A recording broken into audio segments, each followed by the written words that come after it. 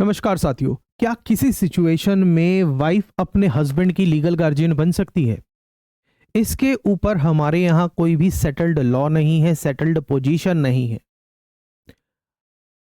Supreme court का कोई judgement नहीं है। As far as law is concerned, law के अंदर भी कोई क्लैरिटी नहीं है। मगर इसी पॉइंट को थोड़ा बहुत सेटल करते हुए उत्तराखंड हाई कोर्ट ने एक बहुत ही महत्वपूर्ण निर्णय दिया है, जजमेंट दिया है, जिसके अंदर Uttarakhand high court has allowed wife to be the legal guardian of her comatose husband, जो डॉक्यूमेंट साइन नहीं कर सकता या अपनी ड्यूटीज परफॉर्म करने में असमर्थ है बिकॉज ऑफ द इलनेस, तब उस सिचुएशन के अंदर वाइफ को लीगल गार्जियन बनने का अधिकार दे दिया है उत्तराखंड हाई कोर्ट ने। इसी जजमेंट के ऊपर हम डिस्कस करने वाले हैं। और अगर आप उत्तराखंड जुडिशरी का एग्जाम दे रहे हैं, उत्तराखंड एपीओ का एग्जाम दे रहे हैं, तो this judgement is to be very important. इसके अलावा अगर देश के किसी और स्टेट के जुडिशरी एग्जाम को भी दे रहे हैं, वहां भी इंपॉर्टेंट रहेगा, क्योंकि कहीं ना कहीं दूसरे स्टेट्स के लिए भी ये गाइडलाइन का काम करेगा। और मोर ओवर जब कभी सुप्रीम कोर्ट का जजमेंट आएगा तो इस जजमेंट को भी डिस्कस किया जाएगा, ठीक है। या पार्लियामेंट कोई अमेंडमेंट लाए तो इसको भी ध्यान में रखा जाएगा, क्योंकि सिचुएशन ऐसी है। वो कहते हैं ना कि आवश्यकता ही आविष्कार की जननी है। यहां पर वाइफ को लीगल गार्जियन बनाने के पीछे का रीजन ये रहा कि क्योंकि हमारे पास लॉ के अंदर क्लैरिटी नहीं थी और सर्कमस्टांसेस ऐसे हैं कि किसी ना किसी को लीगल गार्जियन की तरह उन सर्कमस्टांसेस में एग्जिस्ट करना पड़ेगा, काम करना पड़ेगा। उसी के ऊपर हम बात कर रहे हैं। केस का नाम है कामाक्षी बिस्त। केस का नाम है Kamakshi Bisht, Kamakshi Bisht and another versus state of Uttarakhand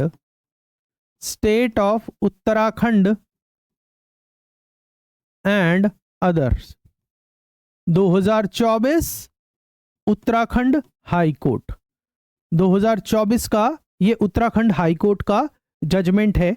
इस केस के अंदर क्या हुआ कि पेटिशनर जो वाइफ थी इस केस के अंदर कंसर्न्ड पर्सन की, she sought guardianship of her husband, her comatose husband, जो हस्बैंड कोमा में है। और पर्पस क्या है? ताकि वो वाइफ गार्जियन बनके उस हस्बैंड की प्रॉपर्टी को मैनेज कर सके, उसके बिहाफ पे डॉक्यूमेंट वगैरह को साइन कर सके, उन सारी चीजों के लिए। No existing law for appointing guardian in such cases. हमारे यहाँ पर एज फार एज लॉ में लूप होल या लॉ में लैक की अगर हम बात करें तो यहाँ पर जो हमारा लीगल पोजीशन है वो क्लियर नहीं है, इस पर कोई भी कानून नहीं है। तो यही कारण है कि ये केस इंपॉर्टेंट भी है। हालांकि उत्तराखंड हाई कोर्ट ने वाइफ को अलाउ कर दिया है अपने कोमेटोज हस्बैंड का लीगल गार्जियन बनने के लिए, मगर ये जो केस है इसके अंदर जो कोर्ट ने, उत्तराखंड हाई कोर्ट ने केरला हाई कोर्ट की गाइडलाइन को ध्यान में रखा है। शोभा अग्रवाल के केस को, reference case Shobha Gopalakrishnan and another versus state of Kerala का केस ध्यान में रखा गया है उत्तराखंड हाई कोर्ट के द्वारा। उस केस के अंदर भी जो केरला हाई कोर्ट है उसने भी अलाउ किया था स्पाउस को लीगल गार्जियन बनने के लिए, मतलब वाइफ को अलाउ किया था लीगल गार्जियन बनने के लिए हर हस्बैंड जो कोमा की स्टेज में था या अपनी ड्यू टू इलनेस अपनी ड्यूटी परफॉर्म करने में बिल्कुल असमर्थ था। शोभा के केस के अंदर गाइडलाइन इशू की गई थी, procedure for appointing guardian to patient in comatose state. Uttarakhand high court के डिसीजन, उत्तराखंड हाई कोर्ट ने भी केरला हाई कोर्ट की गाइडलाइन को यूटिलाइज किया है in absence of specific law. Kerala high court ने जो गाइडलाइन इशू की थी इस सिचुएशन के अंदर, उन गाइडलाइन को ध्यान में रखते हुए वाइफ को लीगल गार्जियन बना दिया है। बहुत इंपॉर्टेंट केस बनने वाला है ये आप लोगों के एग्जामिनेशन पर्सपेक्टिव से। एक बार देखते हैं कि केरला हाई कोर्ट ने कौन कौन सी गाइडलाइन इशू की थी विद रेफरेंस टू कि कब वाइफ को लीगल गार्जियन बनाया जा सकता है।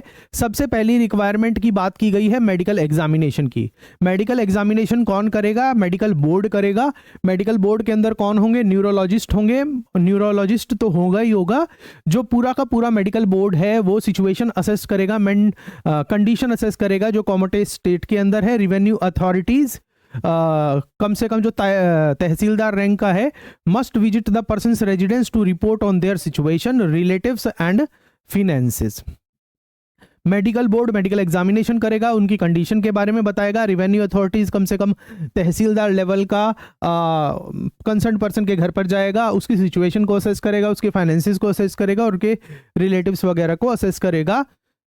फिर अगली गाइडलाइन क्या है? Eligibility for guideline guardianship. कौन गार्जियन बन सकता है? Guardian must be a close relative, या तो स्पाउस होगा या चिल्ड्रन होगा, और अगर स्पाउस या चिल्ड्रन नहीं है, in their absence a public official like a social welfare officer, legal air must also be listed. सबसे पहले तो स्पाउस या चिल्ड्रन ही बन सकते हैं, अगर कोई रिलेटिव क्लोज रिलेटिव नहीं है देन सोशल वेलफेयर पर्सन भी बन सकता है, ठीक है। और गार्जियन की क्या ड्यूटी रहेंगी? Guardian is limited to specific properties और accounts of the person in comatose state. जो पर्सन कोमेटोज स्टेज के अंदर है, कोमा के अंदर है, उसका जो गार्जियन होगा, गार्जियन के पास स्पेसिफिक ड्यूटीज परफॉर्म करनी होंगी with reference to the specific properties and specific accounts. The guardian must act in patient best interest, file 6 monthly report on all transaction and so fund usage. जो guardian बनेगा उसको जो fund का utilisation करना है in the best interest of the person in comatose stage, और 6 महीने के अंदर रिपोर्ट सबमिट करनी होगी, क्या ट्रांजैक्शन की है, कितने फंड यूटिलाइजेशन किए हैं, एक प्रॉपर रिपोर्ट भी सबमिट करनी होगी। इसके अलावा और भी गाइडलाइन थी। वो गाइडलाइन क्या थी? ओवरसाइट बाय कोर्ट, कि जो रजिस्ट्रार जनरल है will maintain the record of the guardian and monitor there report.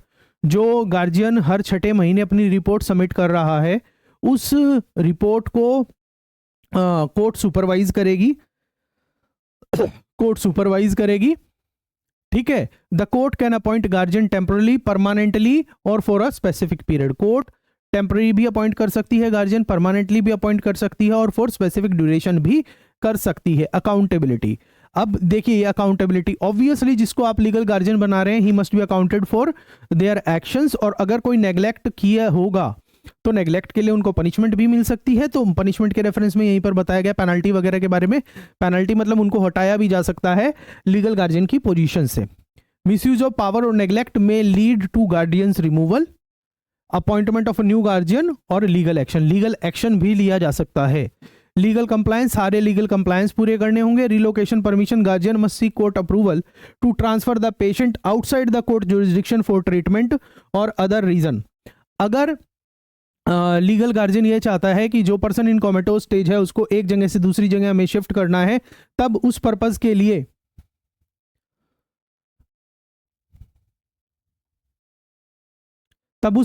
लिए कोर्ट का प्रायर अप्रूवल लेना पड़ेगा for shifting the person concerned, जो कोमेटोज स्टेज में है, उसको कोर्ट की जुरिस्डिक्शन से बाहर शिफ्ट करने से पहले लीगल गार्जियन को अप्रूवल लेना पड़ेगा। इन सारी चीजों को ध्यान में रखते हुए उत्तराखंड हाई कोर्ट ने कंसर्न्ड वाइफ को, जिनके हस्बैंड कोमेटोज स्टेज के अंदर थे, उनको, उस वाइफ को अलाउ कर दिया है अपने हस्बैंड का लीगल गार्जियन बनने के लिए। कोर्ट की क्या कंसीडरेशन है? Medical condition, husband confirmed to be in comatose stage and bedridden. Family का सपोर्ट, नो अपोजिशन, जो दूसरे फैमिली मेंबर हैं उन्होंने वाइफ के लीगल गार्जियन बनने को अपोज नहीं किया। Court deemed it appropriate to appoint wife as guardian. In circumstances में कोर्ट ने माना, कि कोर्ट को लगा कि वाइफ को लीगल गार्जियन बनाना ही सबसे अच्छा कदम होगा। स्कोप ऑफ गार्जियनशिप, अब जो वाइफ गार्जियन बन रही है इन सर्कमस्टांसेस में अपने हस्बैंड के, जब वो कोमेटोज स्टेज में है, then she can manage the property of the husband, authority over movable and immovable property in husband name, financial control, power to manage husband bank account, or legal authority. She can also sign the documents on behalf of her husband. She can also sign documents on behalf of her husband. आप बताइए, आपको अभी तक ये आपका session कैसा लगा? आपकी फीडबैक का इंतजार रहेगा। आपका कोई सवाल है तो आप वो भी पूछते रहिए। इसके अलावा आगे बढ़ने से पहले मैं आपको एक बात बता दूं कि we at Doon law mentor help law student crack judiciary and APO examination in time bound manner. और अगर आप अपनी तैयारी पर 4 चांद लगाना चाह रहे हैं, जल्दी से जल्दी अपनी प्रिपरेशन को करना चाह रहे हैं, तो आप हमारे जुडिशरी और एपीओ कोर्सेज को एक्सप्लोर कर सकते हैं from our Android app. Google Play Store से आप दून लॉ मेंटर करके आप सर्च कर लीजिए, या फिर हमारी वेबसाइट www.dunlawmentor.com पर भी कनेक्ट कर सकते हैं। इसके अलावा हमारा व्हाट्सएप चैटबॉट सपोर्ट 24/7 का अवेलेबल है, आप वहां से भी कोर्स के बारे में जानकारी ले सकते हैं। कोर्ट ने क्या ऑर्डर दिया? अब जो ये कामाक्षी वाला केस है, इस केस की बात कर रहे हैं, कामाक्षी बिस्त वाले केस की। पेटिशनर जो Shrimati Kamakshi Bisht, wife of Shri Mukesh Chand Joshi, is hereby appointed as guardian of her husband Mukesh Chand Joshi. The court allowed the writ petition granting Kamakshi Bisht guardianship over her husband Mukesh Chand Joshi. Court ने कामाक्षी बिस्त की एप्लीकेशन को एक्सेप्ट कर लिया और उन्हें लीगल गार्जियन बना दिया अपने उनके हस्बैंड का। सेफगार्ड एंड कंडीशन, क्या safeguard and conditions? Misuse of power, guardianship can be revoked if power is misused. Fund appropriation, improper use of fund अगर लगाया जाएगा उस कंडीशन के अंदर भी गार्जियन को हटाया जा सकता है। अगर वो ड्यूटी में नेग्लेक्ट करेगा, सही से ध्यान नहीं देगा, तब भी उसको हटाया जा सकता है गार्जियनशिप की पोजीशन से। रिकवरी क्लॉज, अगर हस्बैंड रिकवर कर जाता है इस दौरान, अभी तो कोमा में है, अगर हस्बैंड रिकवर कर लेगा तब फिर गार्जियनशिप की कोई रिक्वायरमेंट नहीं रहेगी। Then in that case if the husband recovers, he attains healthy life, then husband can revoke the guardianship of his wife. जब हस्बैंड ठीक हो जाएगा तो उसके पास ये राइट होगा कि वो अपनी वाइफ की गार्जियनशिप को रिवोक कर सकता है, कैंसिल कर सकता है, और फिर वो अपने आप से खुद के डिसीजन ले लेगा। Explicitly stated in the courts order, ये बात कोर्ट के ऑर्डर के अंदर लिखी हुई थी। अब ये सिग्निफिकेंट क्या है इस रूलिंग का? क्योंकि एक तरह से प्रेसिडेंट सेट कर रहा है, first of its kind order in Uttarakhand. ठीक है, इससे पहले केरला में था, अब उत्तराखंड में है, उसके अलावा किसी और स्टेट में नहीं है, ना हमारे किसी सेंट्रल लेजिस्लेशन के अंदर है, ठीक है, ना हमारे पास कोई और सुप्रीम कोर्ट का ऑर्डर है, तो इसलिए इंपॉर्टेंट है। ठीक है, ध्यान में रखिएगा, लीगल गैप को एड्रेस कर रहा है क्योंकि लॉ हमारे पास क्लियर नहीं था। उस सिचुएशन के अंदर कोर्ट का डिसीजन इंपॉर्टेंट हो जाता है और फैमिली को एम्पावर कर रहा है, allows family to care for incapacitated members. ठीक,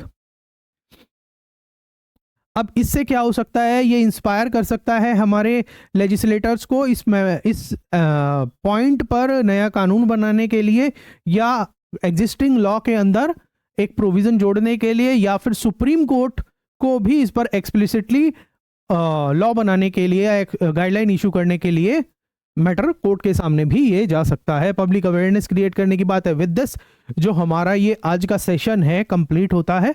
आप बताइए आपको ये आज का सेशन कैसा लगा? आपको कि जो भी फीडबैक है आप कमेंट सेक्शन के अंदर जरूर बताइएगा, इंतजार रहेगा।